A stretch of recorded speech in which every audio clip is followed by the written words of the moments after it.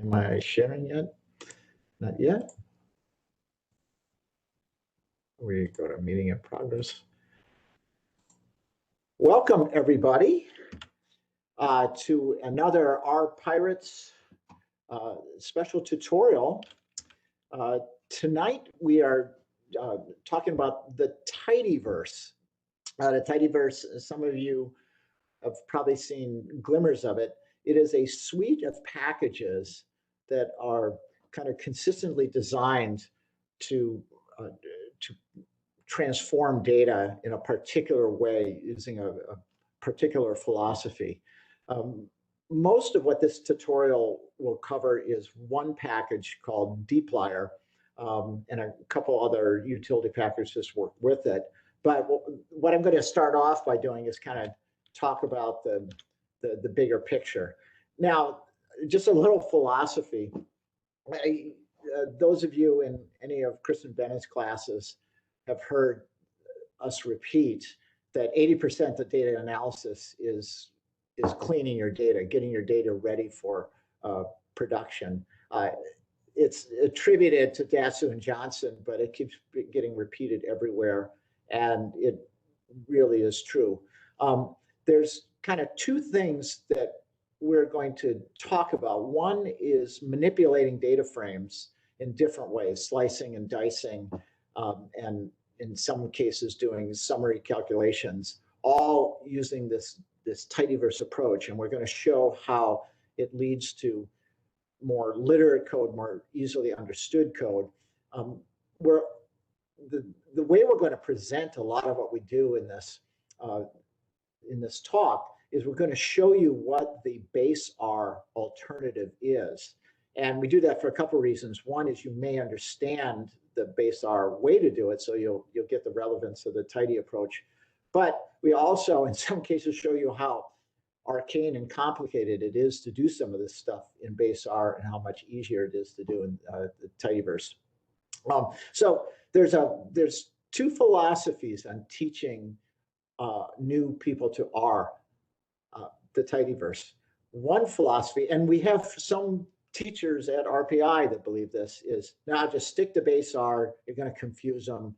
You're going to confuse them with this different syntax. It's sufficiently different from base R. Just don't do it.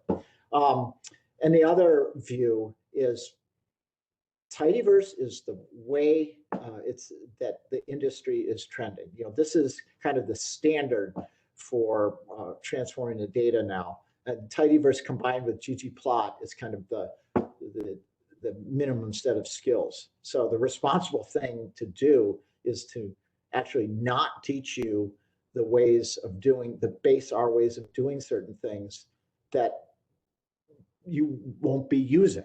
We'll teach you the way to do it for real.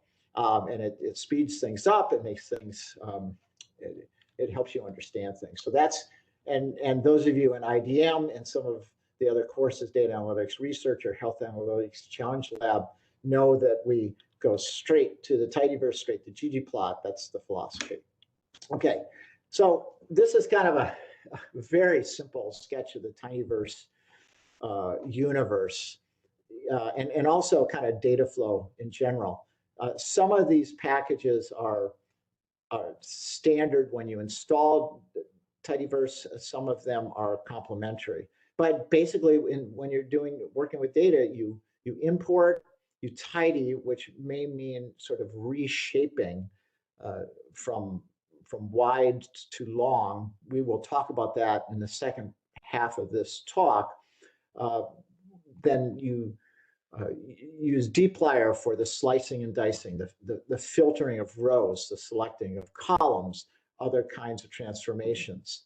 This funny symbol here, this is the pipe operation. This is actually the package Magritte, which is named after the Belgian artist René Magritte, and he has a famous painting that is a picture of a pipe, and the French is, some of you can read the French. I have to Wikipedia the French, but it says, "This is not a pipe."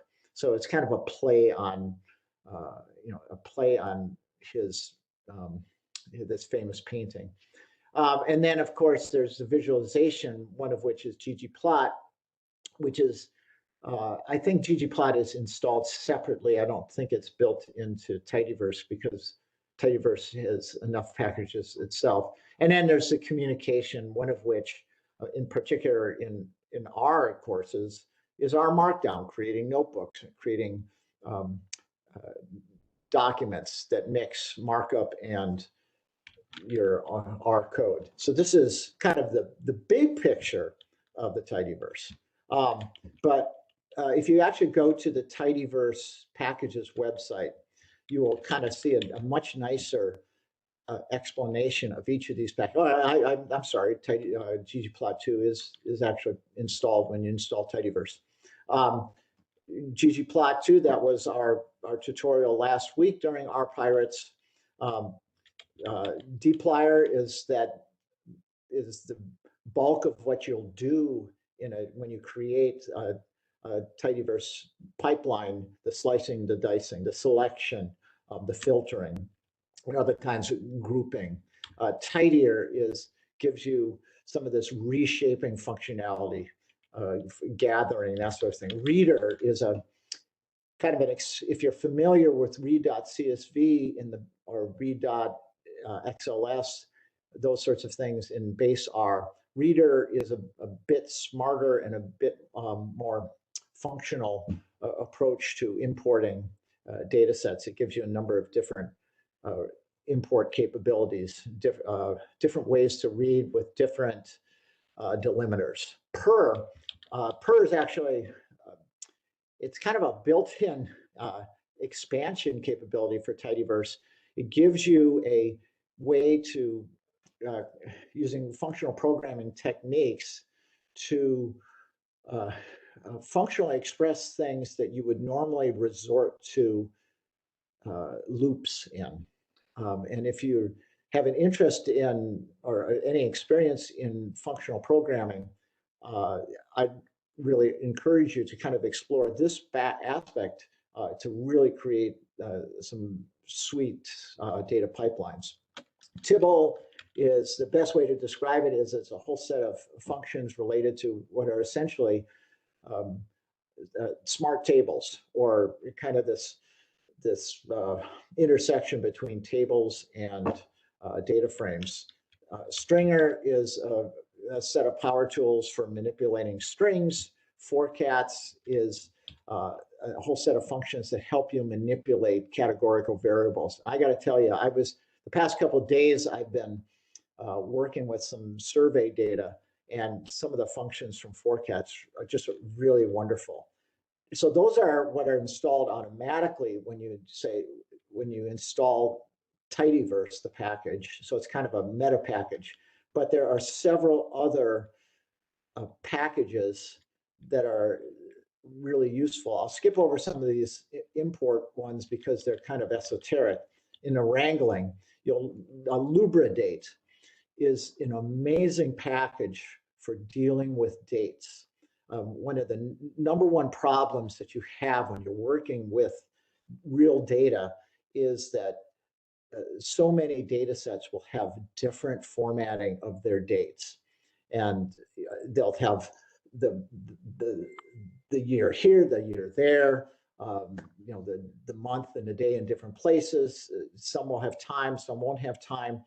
Lubridate makes creating consistent date objects really easy. As I said, Magrider provides the pipe, and you really, I don't actually understand why that's not, that's got to be part of standard tidyverse, because you generally don't use the tidyverse functions without the pipe operator to expand things. Okay, and then there's a modeling capability, which I won't really go into at this point, but it does things, various kinds of modeling in a very consistent way with the tidyverse approach. All right, and so the other thing I wanted to mention is, as we did with the ggplot tutorial, the cheat sheet for tidyverse is fantastic. You'll see that over there's a couple functions that are presented over on this side. We've got grouping, but over here you see a lot of the summary, a lot of the gathering, these sorts of things. Over here we've got our different mutations. That's available again through the RStudio help menu. Is the tidyverse cheat sheet, and with the link up above. It's really good to have this in hand. It doesn't have kind of the built-in examples the way the ggplot cheat sheet has, so it's not like a tutorial unto itself, but it is a very good summary of what's possible in I guess it's all okay, what's possible with tidyverse. All right, so as we work through this tutorial, similar to the ggplot one, there's a particular data set that we're going to be working with. This is the Gapminder data set, which has GDP information through the years for countries around the world, and it presents population, it presents the different continents. And we're, as we start out, let's kind of take a look at this. First we'll just do a head and we kind of see how the data set is set up. We see that there's 6 columns in there.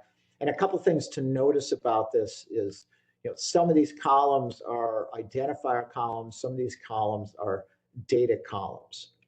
And identifying which rows sort of identify, which columns provide identifiers for a particular datum is really important later on when we try to transform this into this notion of one observation per row.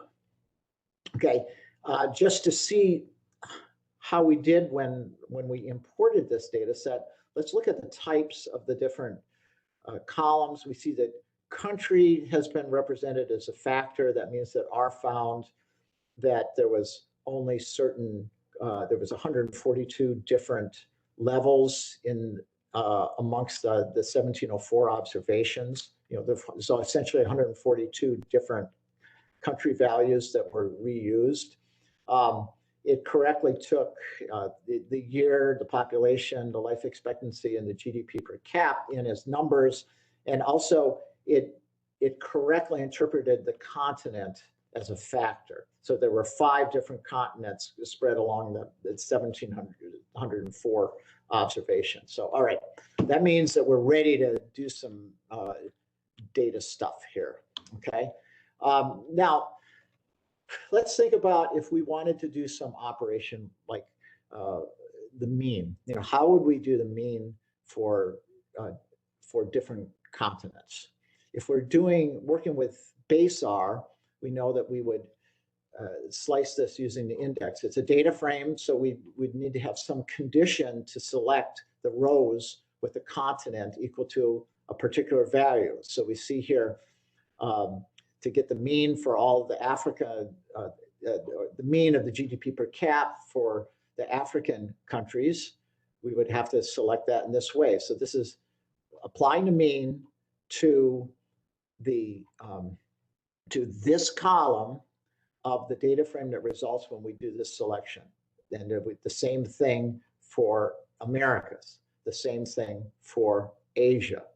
So we see that in our minds, we want the mean of GDP per cap for the continents. But in order to produce it in this way, we can't express it like that. We have to do this onesie twosie through that. So is there a way to express this in a way that matches our thinking? Okay, so the answer, of course, is yes. That's what the tidyverse is all about. There's actually a number of different functions. We select columns with the select function. We filter by providing a condition that that filters out rows that meet a condition. If we're performing some operation on a subset within our data pipeline, we're going to group, and then we're going to summarize in some way.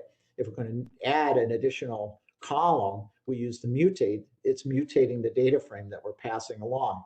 If we need to restructure our data frame in some way, create new entries based on some conditions.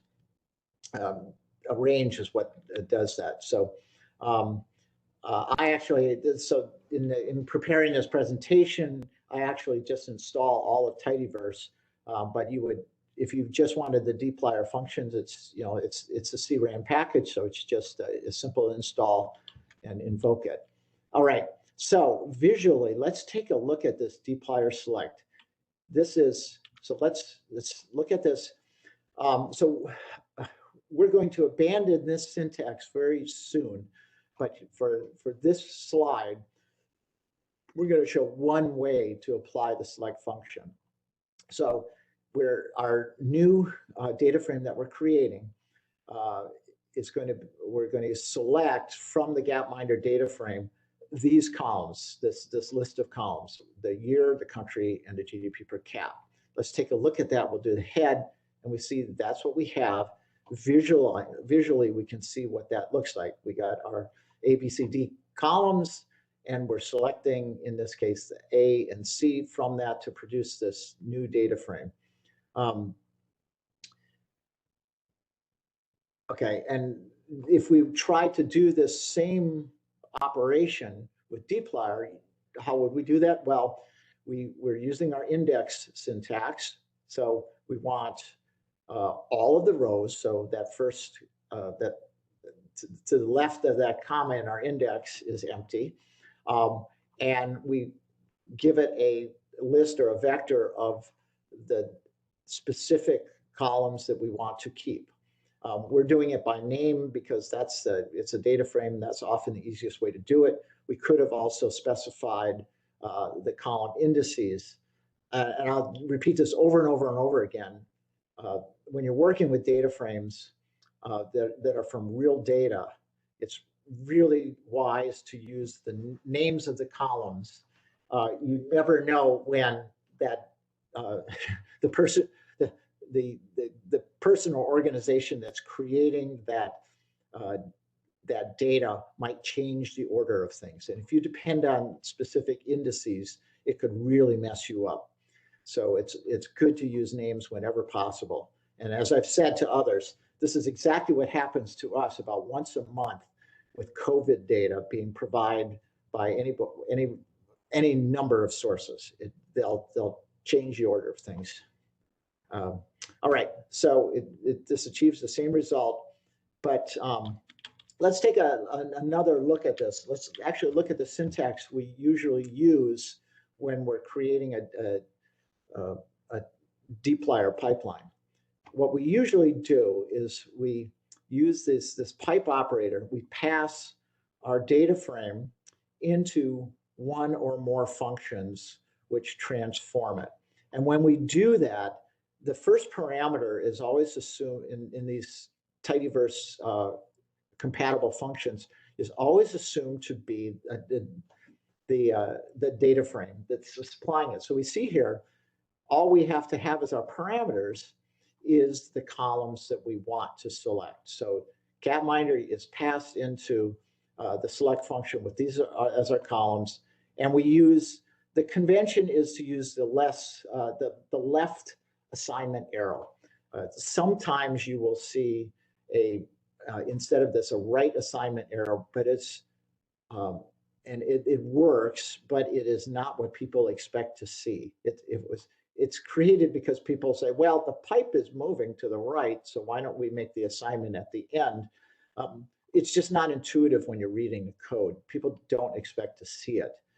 So that's why we advise you just keep with the syntax of using the left assignment at the top. Okay. And if any of you are familiar with the doing stuff at the Linux shell, you're kind of familiar there with pipes, and I'm sure there's other languages that provide some sort of piping. That from the R standpoint, what pipes are replacing is actually a nesting of, Sorry, my dog just joined my talk, so I had to let her through the door. The piping in R is avoiding nesting of functions. That's actually what it's kind of achieving. That may be why the label on that the mug reader sticker says this is not a pipe. It's more of a nesting.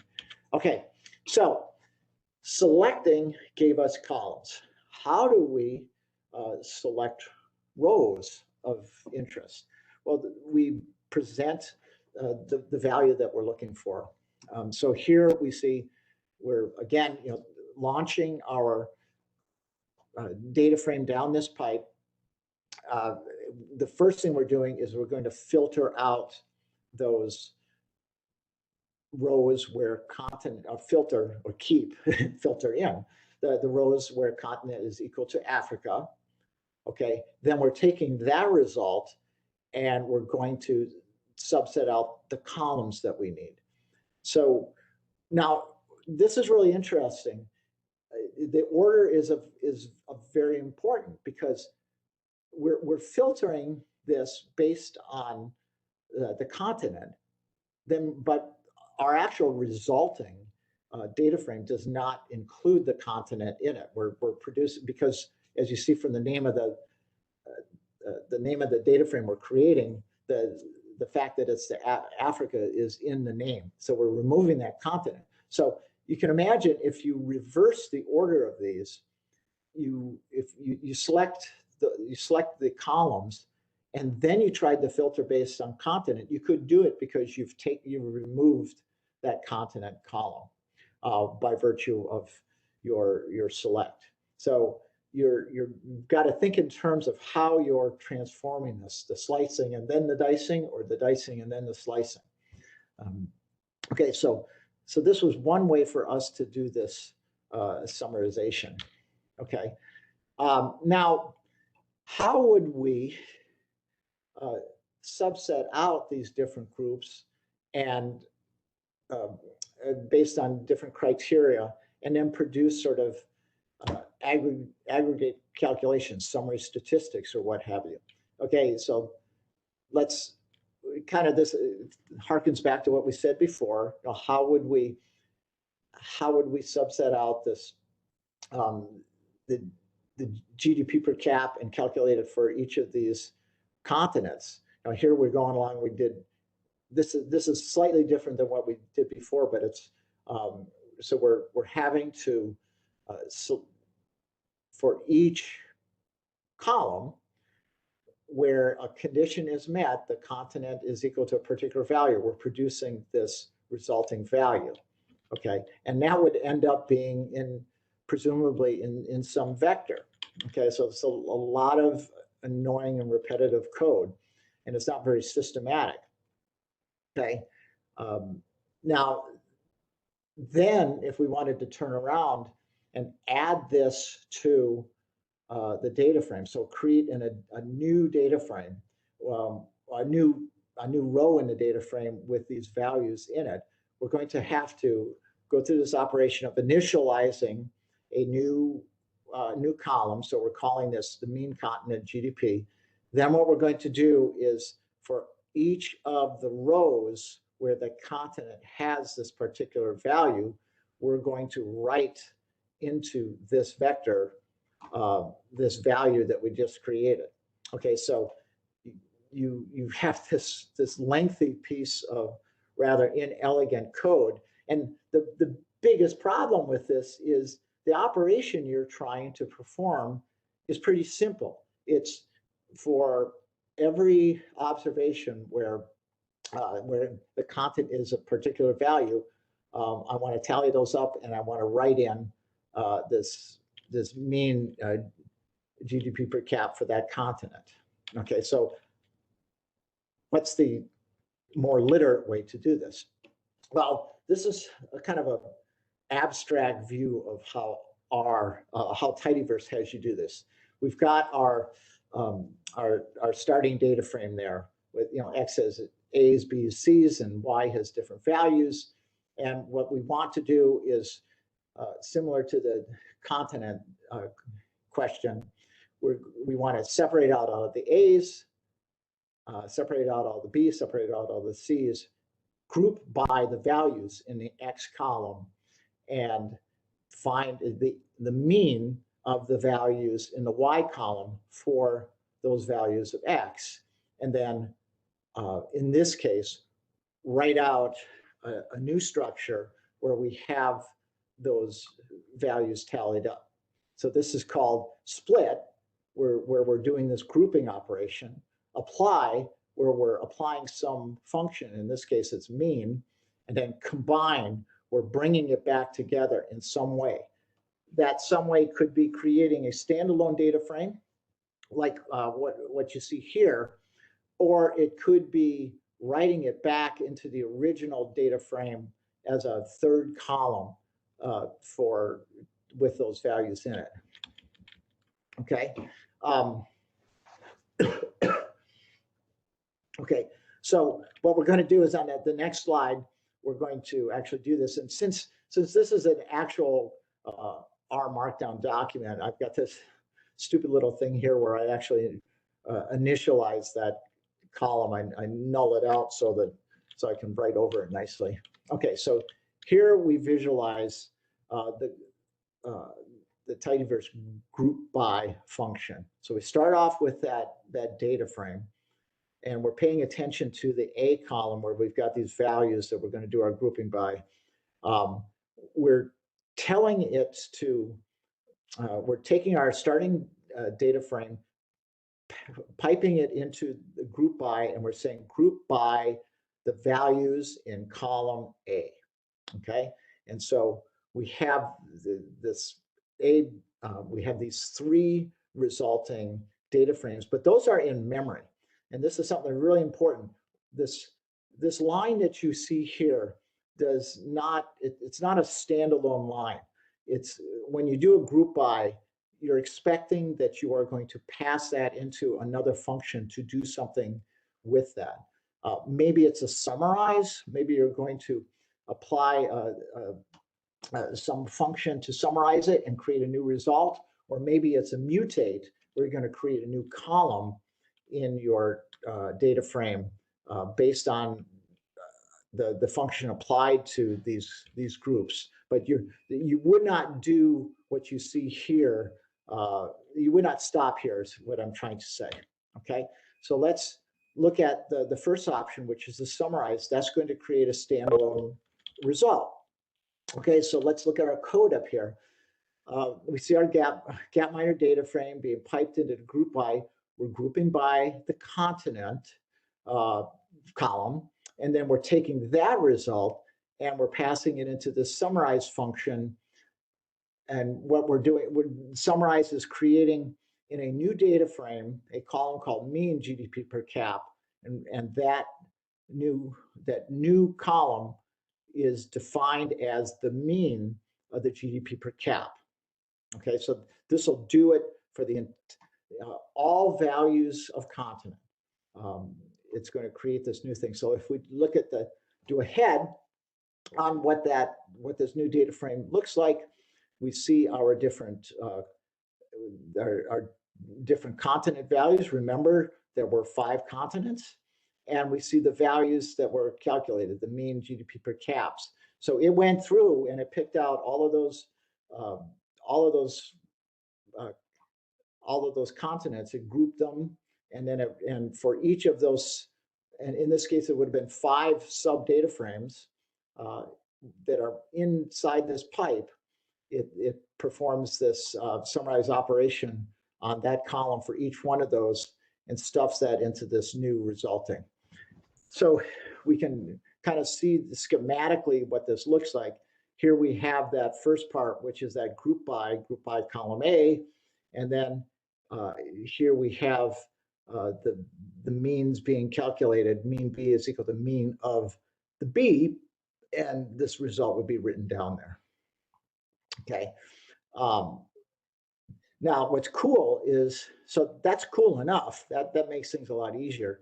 But we can actually group by multiple features.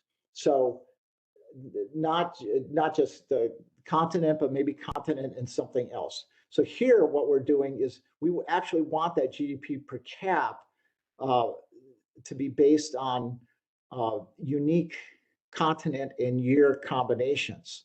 What this means is that it's going to group Africa for 1 year, Africa for another year, Africa for another year. It's going to do that grouping, and then it's going to create, as it did before, this new column that was that mean of that GDP per cap for the groups that it creates. Okay, so we see this nicely summarized here.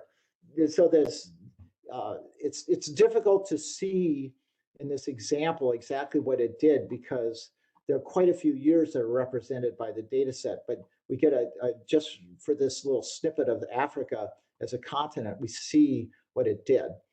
We see that there's Africa in 1952, Africa in 1957, after 1960, in each one of those for the number of different values. Remember that for Africa, there's a bunch of different countries. So what it's doing is for Africa as a continent and year as 1952, it's creating that, it's calculating that mean GDP per cap for all of those countries, and it's doing it for each of those unique years. Okay, now then what we can do, since we've already got that little subset of the data frame, and that data frame, that little subset has they all have identical columns in it, each of those groups, we can go and actually calculate a bunch of different stats, either on one column or different columns. So here we're demonstrating create these 4 columns, a mean and standard deviation for GDP per cap and a mean and standard deviation for population. Do it all in one summarize operation, and what you'll see is what you have down here. We've got each of these new calculated aggregate values. And now notice again, Africa and the year are acting as identification columns. So the year is not data and Africa is not data. Those are identifiers which identify this set of values. I just emphasize that because that's going to come back. That's going to come back later. All right. So what if it's not a separate data frame you want to create? What if you actually want to append or grow your data frame with new columns generated by these types of operations? So let's take a look at that. Here we've got our pipeline is almost the same as before. We've got our group by continent and year. We've got those 4 new columns that are being calculated based on those 2 variables.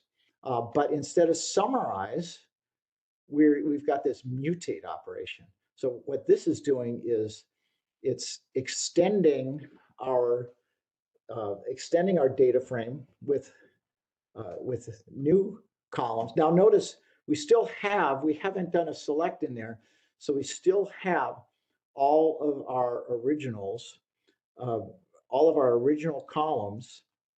You see we have life expectancy and population year, all that stuff is still in there, but we have our GDP per cap, but we have our new columns. Now, the funny way that R is displaying this, it's wrapping around a couple of columns. So we do have mean GDP per cap and standard deviation GDP per cap seen here, but it's also telling us, oh, by the way, you also have these 2 other columns that were added.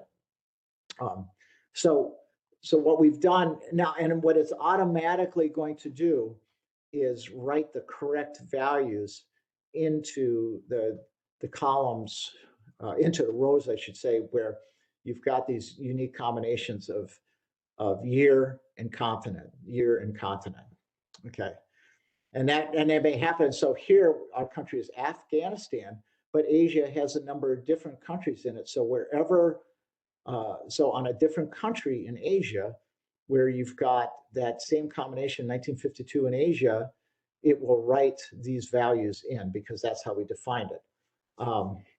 Now, here's something that's also very cool. It's possible for you to create new variables that you only use within the pipeline, okay? So without affecting the original data frame and without being written into the resulting data frame. So here we start off with Gapminder. We're immediately creating a new column, GDP, we're using Mutate, GDP billion, which is GDP per cap times population over a billion, okay? And then we're piping that on. We're going to use that later on in our calculations. Then we do the group by we were doing before. We've got the same summarizes we were doing, the same new columns that we're adding. But then we've got two other columns that are actually going to be the mean and standard deviation using this GDP per billion that we calculated. So we don't care about what the actual GDP per billion is, excuse me, for each country. What we care about is the summarized one. And since this is summarized, we're only going to output this resulting summary data set that's going to use, again, continent and year as our identifiers, and then this new set of stats. Okay, so when you're writing your code, it's useful to remember, and even I have to be reminded of this, that you can, for things like this, you can inline this, and you don't have to create a whole separate line of code above this, which creates, you know, a new data frame that has this, and then a new data frame that has this.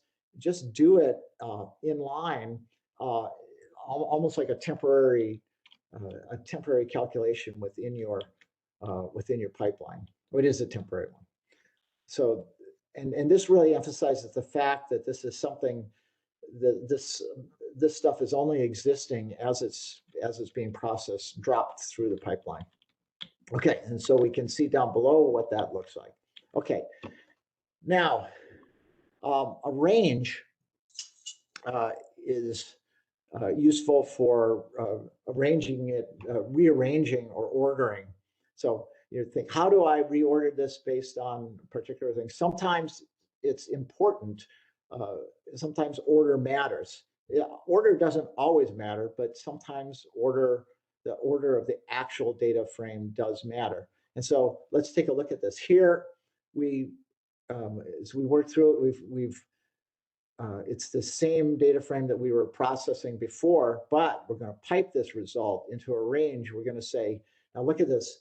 Just like our group by, we can give it multiple variables in which to rearrange by. Here we want it to be descending order by year.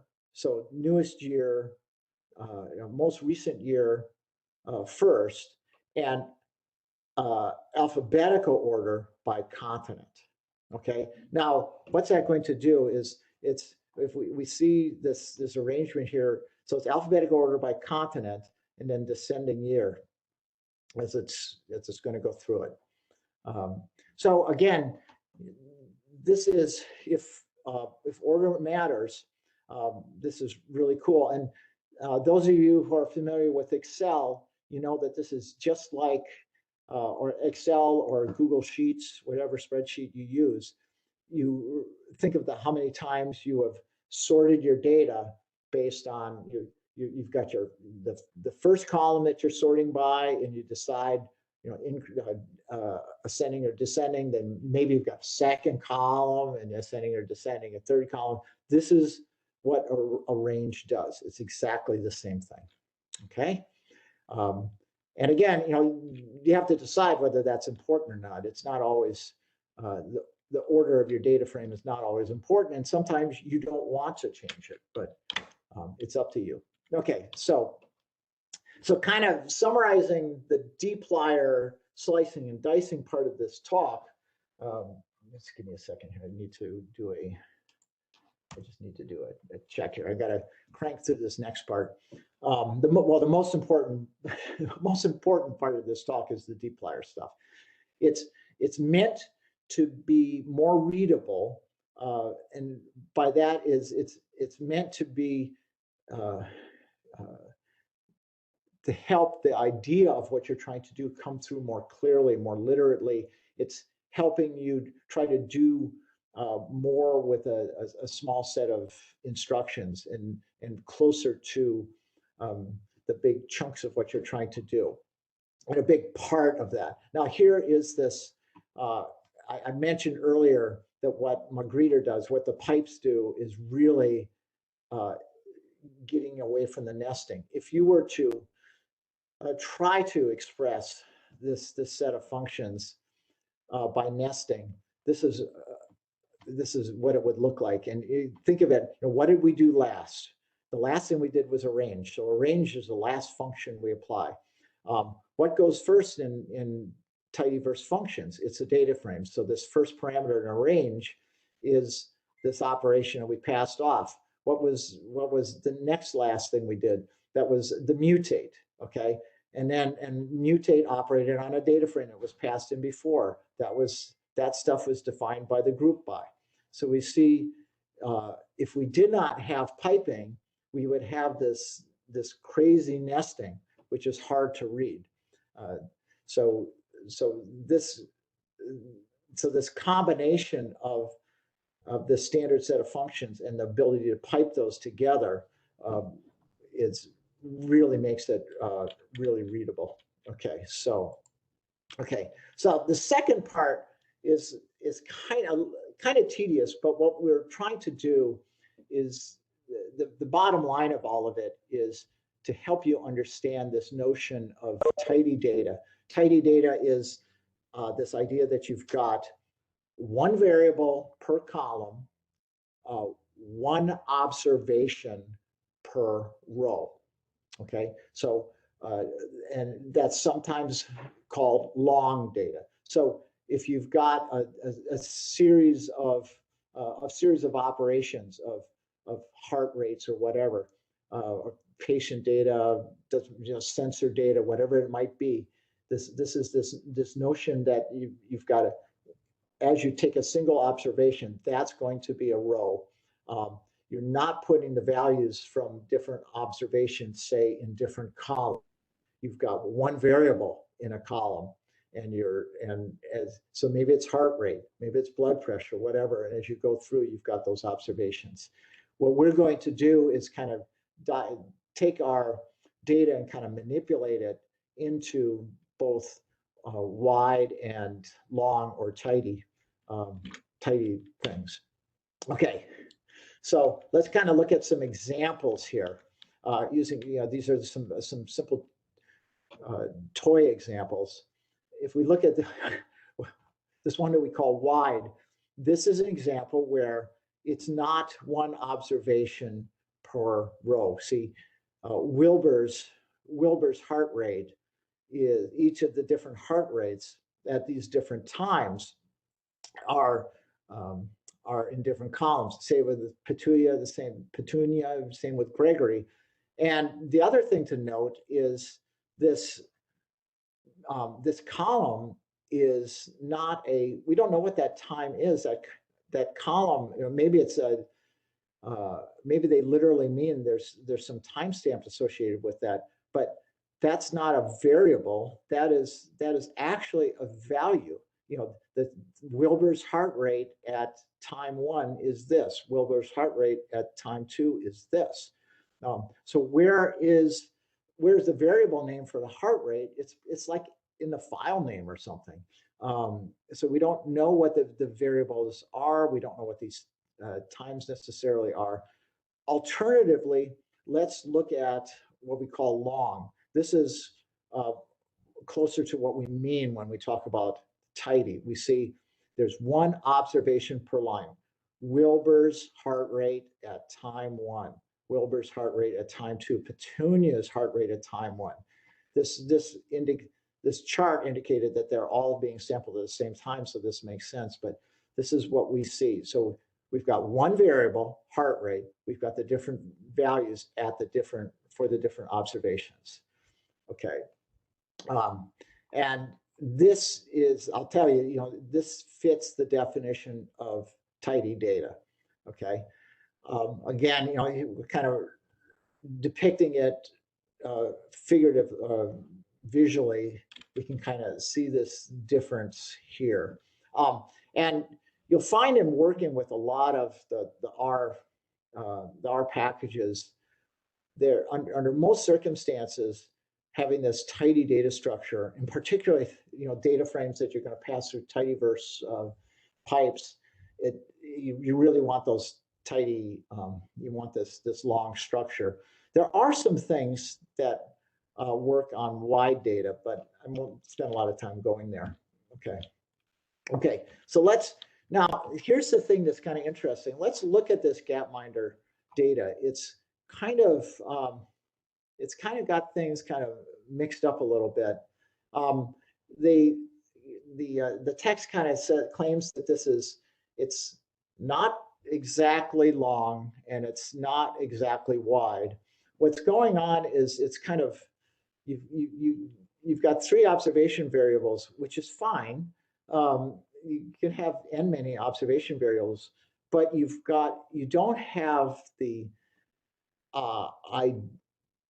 observational ID variables unified. You've actually have multiple columns which together identify the observation. So Afghanistan for 1952 is a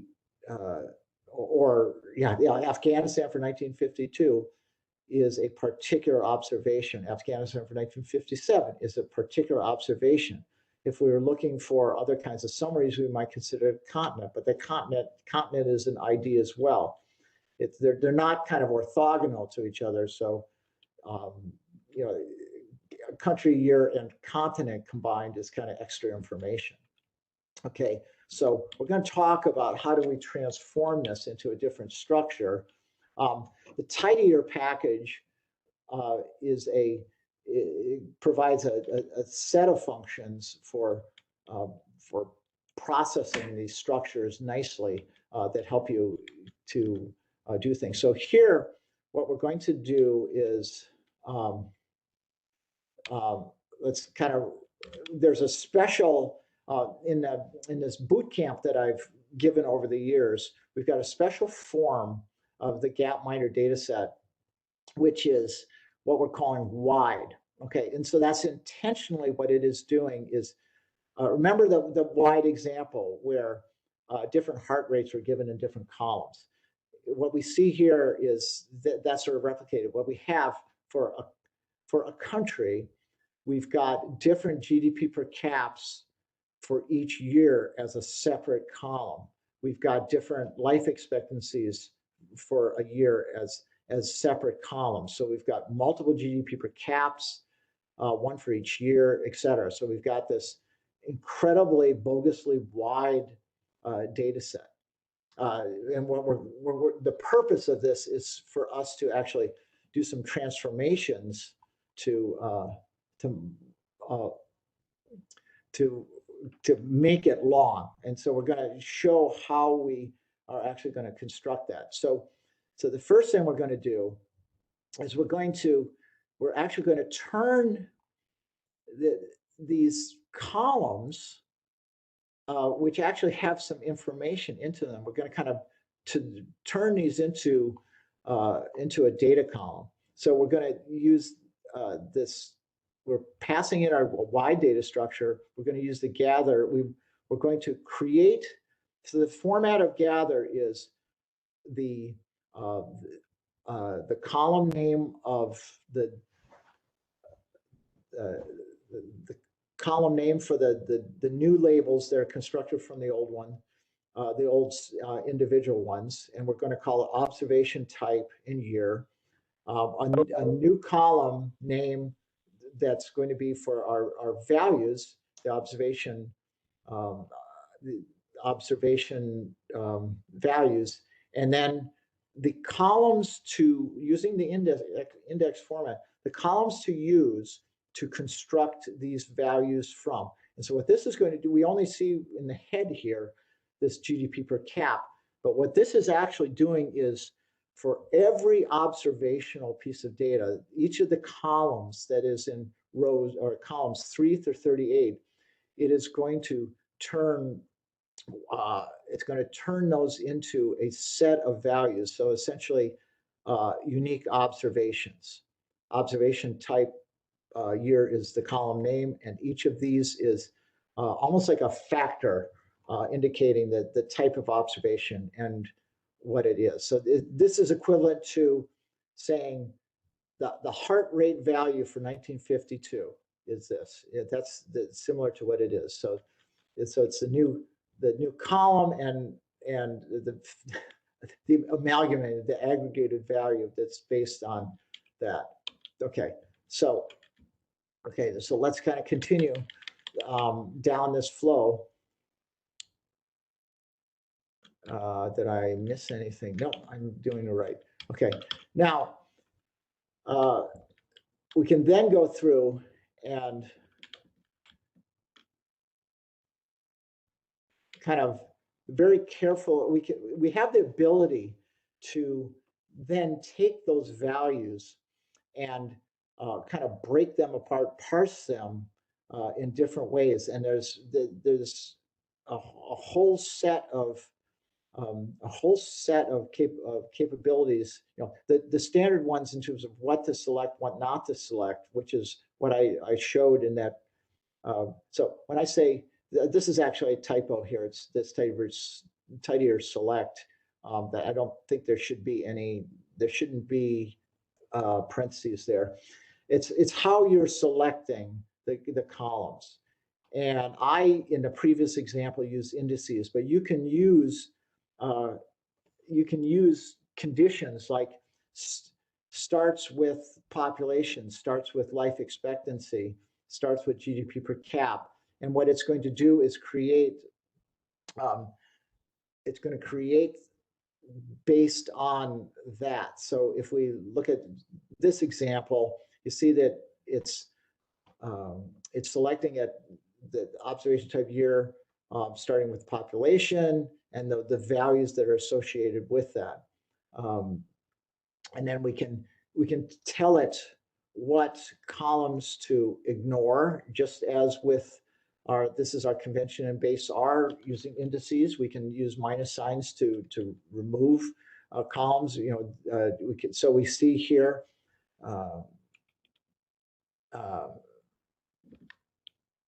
We see our results. So this is we're getting closer to a nicer structure. Tidier provides this separate function, which is magical.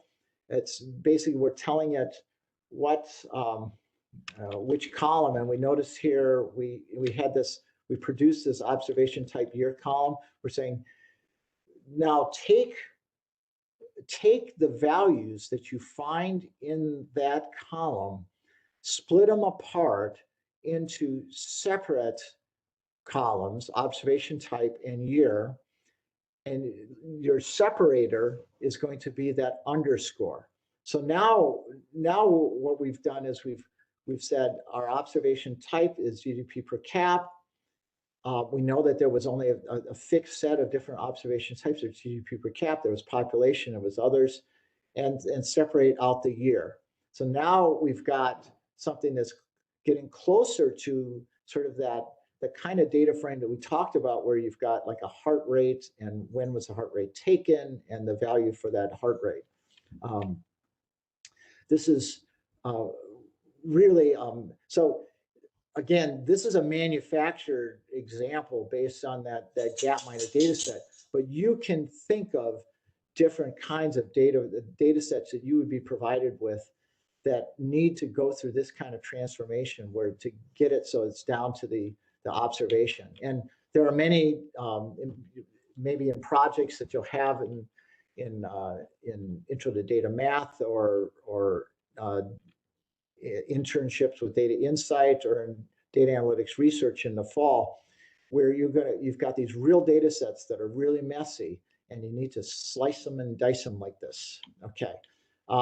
So another, so that was separate, but another one is spread. And what it's doing is it's stretching it out even further, where we're exploding by those where essentially here was probably our ideal long data frame, but it's possible to go even further and start going into the wide territory. So this is actually possibly going away from our target, where we are now creating a new column that is populated by the values that were found under the observation values. So we're actually we're kind of combining observation. There's this intermingling of observation type and observation values, and we're turning it into a column with those values underneath. And you would have to decide if this is the right thing for what you're trying to do. Here, it's actually making it wider than it possibly needs to be, depending upon, if you're strictly going for a long data frame or not. This might be an operation that you need to do for certain kind of plotting operations. So there might be certain plotting challenges you have where you want to do this. You might want to do this spread. Okay, and then some. Ultimately, we get back to what we're doing. You do some rearranging. By order, and it returns to the original data frame. Okay, and so that's it for my for the prepared material. Is there anybody still on? Does anybody have any questions?